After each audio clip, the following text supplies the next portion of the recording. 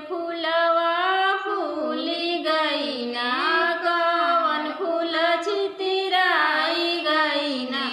अरे माई बरहा बरिस कवन दुल्हा मड़वे में रुसी गई ना।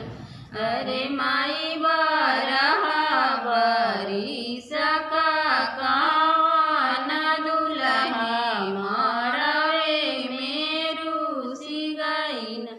मम्मी उनकर लारे पूछे, पापा उनकर दुलारे पूछा। अरे बेटा के तना दहेज ससुरारी पवला मड़वे में रुसी गईला। अरे बेटा के तना दहेज ससुरारी पवला मड़वे में रुसी गईला।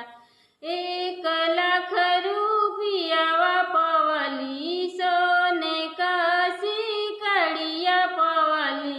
अरे अम्मा एक नाही छुड़िया कटरिया पवली मड़वे में रुसी गई।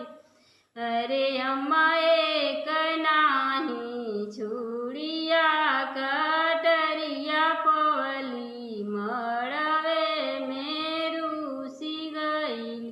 कवन फूलवा फूली गई ना, कवन फूल छितराई गई ना।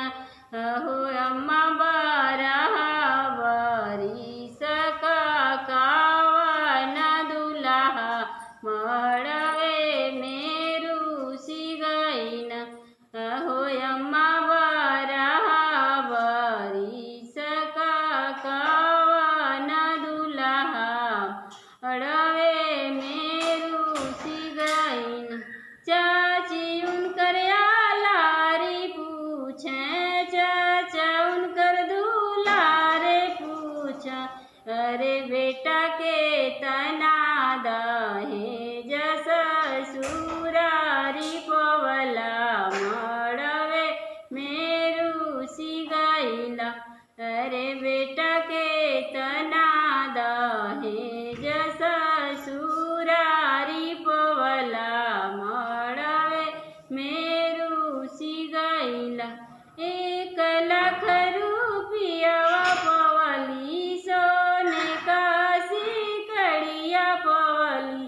अरे चाची एक नाही छुड़िया कटरिया पवली मड़वे में रुसी गईली। अरे चाची एक नाही छुड़िया